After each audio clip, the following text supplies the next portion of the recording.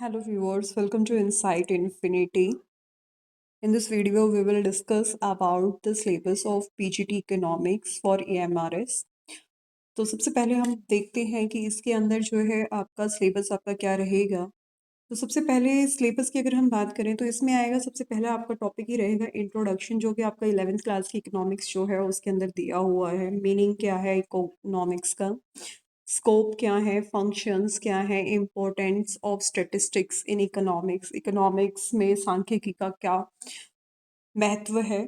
Second, अगर आगे बात करें तो collection, organisation and presentation of data, data को कलेक्ट कैसे किया जाता है, उसको ऑर्गेनाइज कैसे किया जाता है, उस डाटा को प्रेजेंट कैसे किया जाता है, ये है आपका सिलेबस के अंदर। कलेक्शन ऑफ डाटा दिया हुआ है, सोर्सेज ऑफ डाटा दिया है, primary and secondary, how basic data is collected with concept of sampling, methods of collecting data, some important sources of secondary data, census of India and national sample survey organisation. ये जो है आपके topic है कि mostly 11th और 12th class का जो आपका सिलेबस है, आप उस सिलेबस को अगर अच्छे से कवर कर लेते हैं इन 4 बुक्स को, ठीक है, तो उससे भी आप जो है काफ़ी अच्छा स्कोर कर जाएंगे इकोनॉमिक्स में। आगे आपको दिया हुआ है organisation of data, meaning and types of variables, frequency distribution, presentation of data, tabular presentation, diagrammatic presentation of data, जिसके अंदर के आपका ज्योमेट्रिक फॉर्म आएगा जिसमें कि बाय डायग्राम और पाई डायग्राम आएंगे आपके, ठीक है। और इसके आगे अगर बात करते हैं तो फ्रीक्वेंसी डायग्राम आपके, हिस्टोग्राम, पॉलीगन, ओगे। इसके बाद अर्थमेटिक लाइन ग्राफ आपका आ गया, टाइम सीरीज ग्राफ। इसके बाद अगर हम बात करें स्टैटिस्टिकल टूल्स की, तो ये काफ़ी इंपॉर्टेंट है topic. Measures of central tendency, arithmetic mean, median mode, okay. ये आपका जो है किसके अंदर, ये आपका दिया हुआ है 11th क्लास की एनसीईआरटी में। Correlation, meaning and properties, scatter diagram, measure of correlation, Karl Pearson's method, two variable ungrouped data, Spearman's rank collection, okay. तो ओवरऑल अगर बात देखी जाए तो इसके अंदर थ्योरीज जो हैं आपकी वो बहुत ही कम, रेयरली ही हैं, दी गई हैं, वरना इतनी सारी थ्योरीज नहीं है जैसे आप यूजीसी नेट या डीएसएसबी वगैरह के लिए प्रिपेयर करते हैं। Introduction to index number, meaning, types, wholesale price index, consumer price index, index of industrial production, use of index number, inflation and index numbers, okay.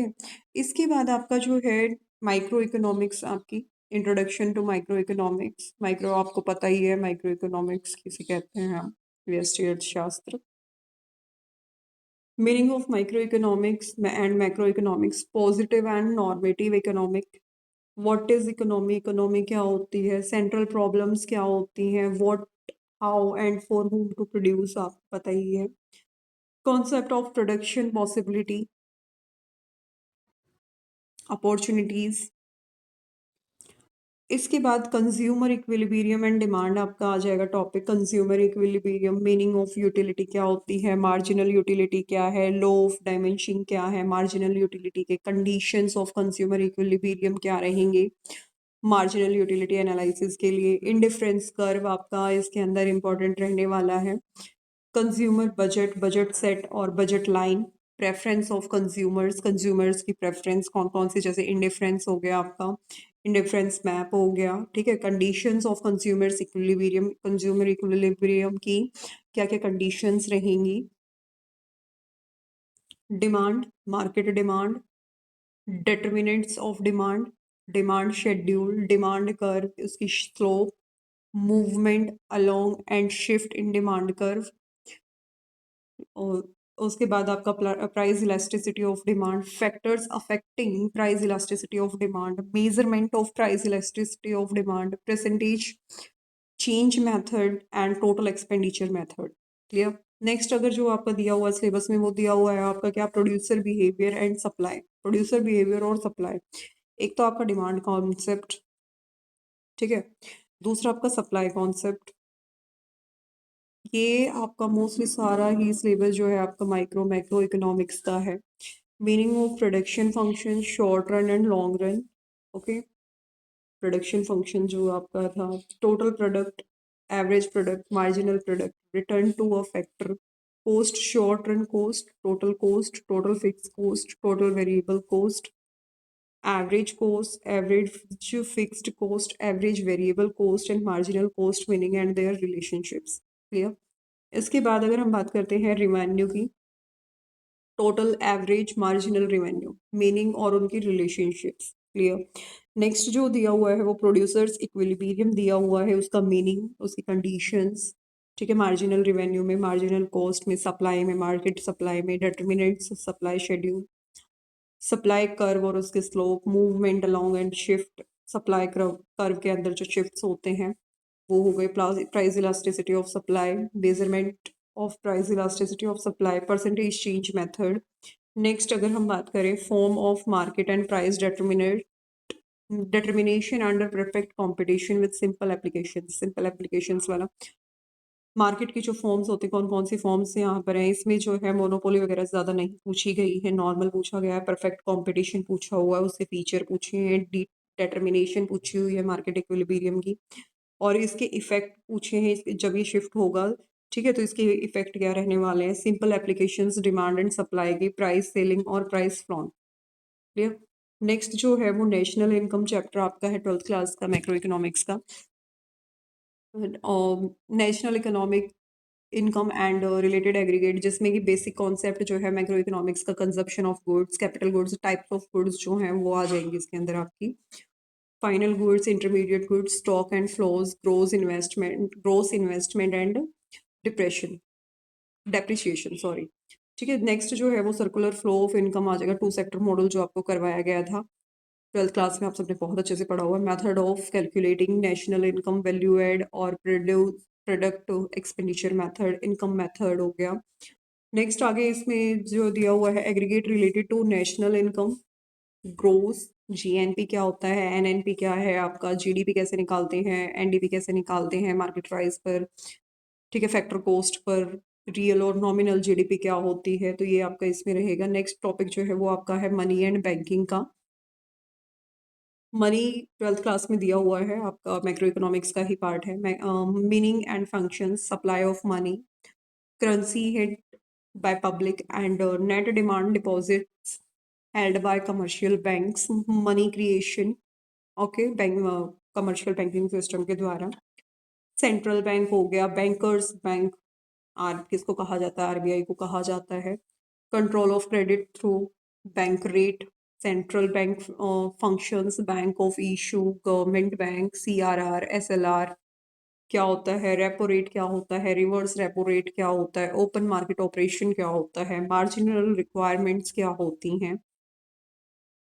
इसके बाद जो है वो determination of income and employment determination पूछे गए हैं किसके, income और एम्प्लॉयमेंट के।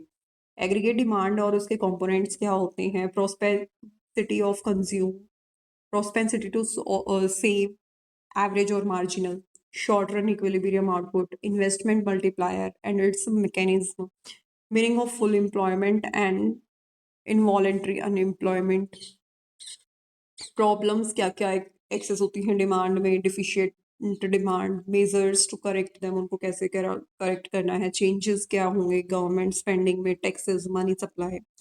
ओके, नेक्स्ट अगर हम बात करते हैं government budget and economy, government budget के बारे में, गवर्नमेंट बजट का मीनिंग, उसके ऑब्जेक्टिव्स, उसके कंपोनेंट्स क्या क्या होंगे, क्लासिफिकेशन होगा रिसिप्ट्स का, रेवेन्यू रिसिप्ट क्या होती है, रिसीट क्या होती है, कैपिटल रिसीट्स क्या होती हैं, क्लासिफिकेशन ऑफ एक्सपेंडिचर, रिसीट्स क्या होती हैं, कमाई यानी गवर्नमेंट के पास पैसा कैसे आ रहा है।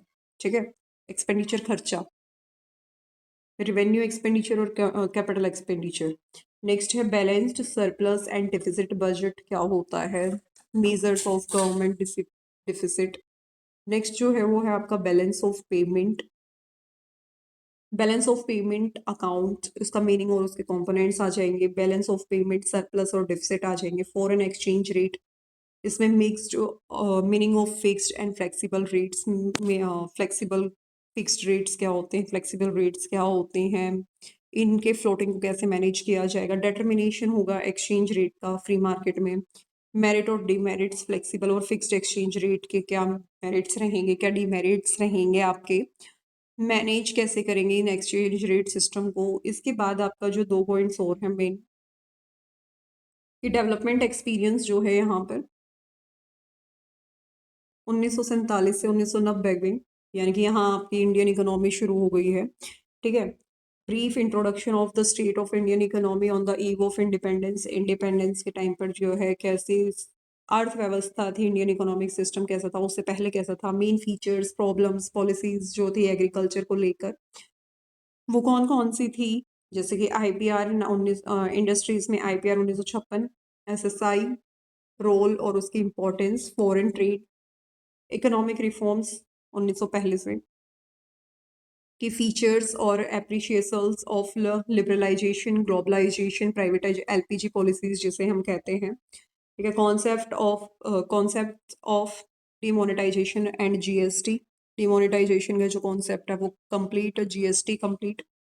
नेक्स्ट जो है वो आपका current challenges facing Indian economy, आज के समय में इंडियन इकोनॉमी जो भी चैलेंजेस फेस कर रही है वो इसके अंदर आ जाएंगे। ह्यूमन कैपिटल फॉर्मेशन इसके अंदर आ जाएगा कि कैसे लोग जो हैं वो रिसोर्सेज बनते जा रहे हैं, रोल क्या है ह्यूमन कैपिटल का इकोनॉमिक डेवलपमेंट के अंदर, ठीक है। ग्रोथ क्या है एजुकेशन सेक्टर के इंडिया के अंदर, रूरल डेवलपमेंट इसके अंदर आ जाएगी, इसके इश्यूज कौन कौन से हैं, क्रेडिट है, मार्केटिंग, रोल ऑफ कोऑपरेटिव्स हो गया, एग्रीकल्चरल डाइवर्ट डाइवर्सिफिकेशन हो गया, अल्टरनेटिव फार्मिंग हो गई, ऑर्गेनिक फार्मिंग हो गई, ठीक है। नेक्स्ट जो है वो एम्प्लॉयमेंट आ जाएगा आपका यहाँ पर, growth and changes in the work force, particular rate in formal and informal sector, problem और उसकी पॉलिसीज आ जाएंगी यहाँ पर।